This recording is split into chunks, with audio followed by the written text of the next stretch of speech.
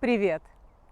Отличительная черта израильтян – получать удовольствие от, казалось бы, абсолютно незначительных фактов. Выпал снег, все едут на север в лес Одем. Зацвел миндаль, и все едут на плантации миндальных деревьев в очередной раз посмотреть на эту красоту. А зацвели анемоны, и весь Израиль на красных от обилия цветов в полях юга страны. Но юг у нас в этом году черный. Там идут боевые действия. И вы знаете, несмотря ни на что, весну в Израиле никто не отменял. И мы едем в Мааган Михаэль, потому что на его холмах зацвели цикламенты. А еще на его озерах мы надеемся увидеть перелетных птиц. Вперед смотреть на эту красоту!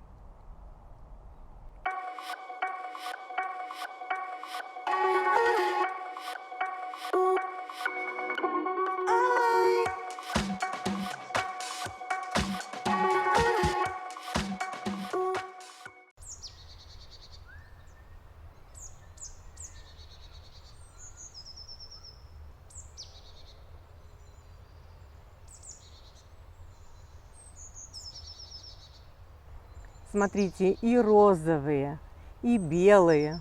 Ой, такая милота вообще. Растут среди камней. Красота!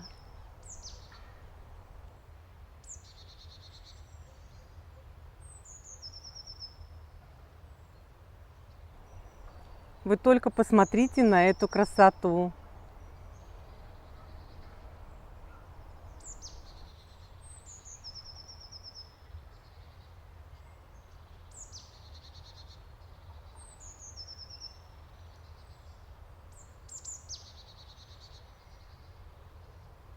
Ой, смотрите, он такого насыщенного розово-фиолетового цвета. И ромашки, такой редкий цветок для Израиля.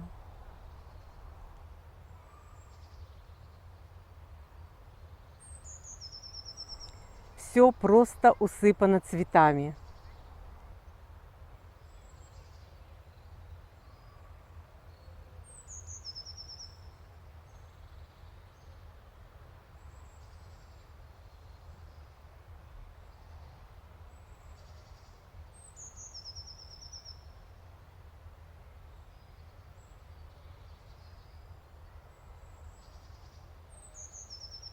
А это анемоны. Ой, а там пчела.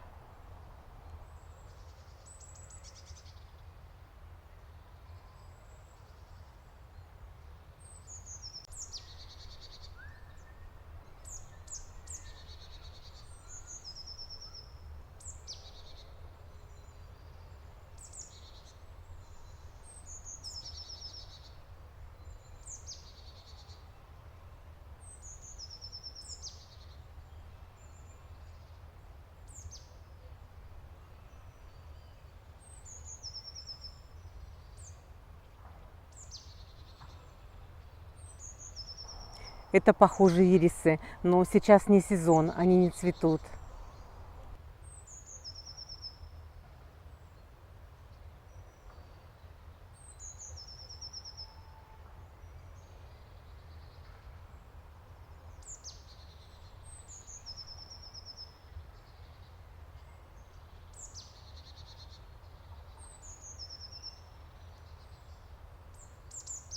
Красота такая!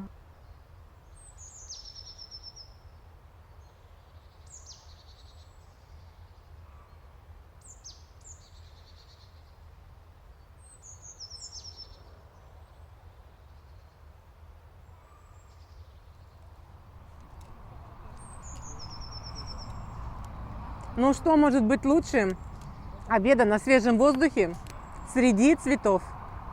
Ничего.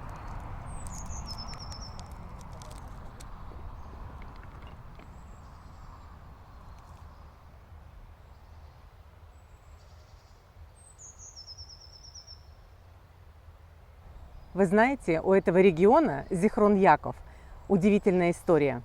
Это регион виноделия. А идея развития виноделия в этом регионе принадлежит барону Ротшильду.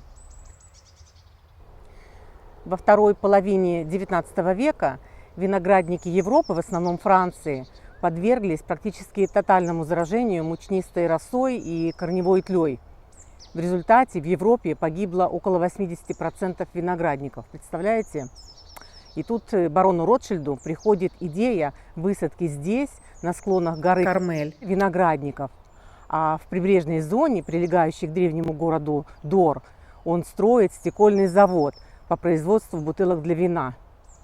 Идея была в том, чтобы кошерное вино морем поставлять в Европу. Идея, нужно сказать, прекрасная. Виноградники были высажены и плодоносят до сих пор. А вот завод просуществовал только 5 лет. Оказалось, что местный песок не подходит для производства стекла. Оно было мутноватый.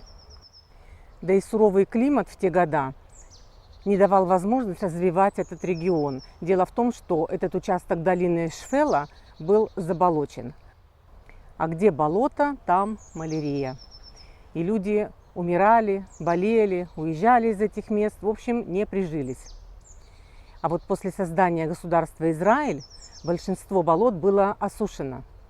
И вот это то, что от них осталось. Вот такая история. И вот сейчас эти болота облюбовали перелетные птицы и фотоохотники. Я не уверена, но, по-моему, это журавли. Нет? Кто знает, подскажите. Ой, улетают. Мы хоть и стараемся не шуметь, но они все равно чувствуют наше приближение. Жалко, так хотелось их посмотреть поближе. Ой, смотрите, он рыбу поймал. Видите? Вау! Большая такая рыбина. А вот и нахлебники налетают.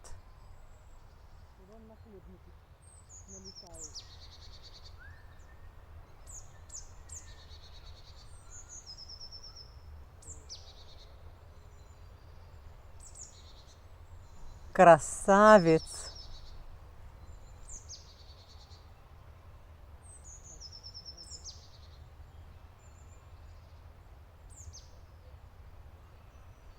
Ой-ой, смотрите, как накинулись.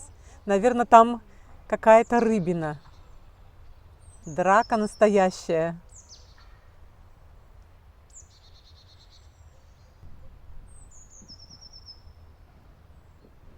Друзья, если вам нравится открывать новые места, присоединяйтесь к нам, подписывайтесь на канал и путешествуйте вместе с нами. Всего хорошего! Ой, смотрите, уже уезжаем, мы увидели место, облюбованное чайками.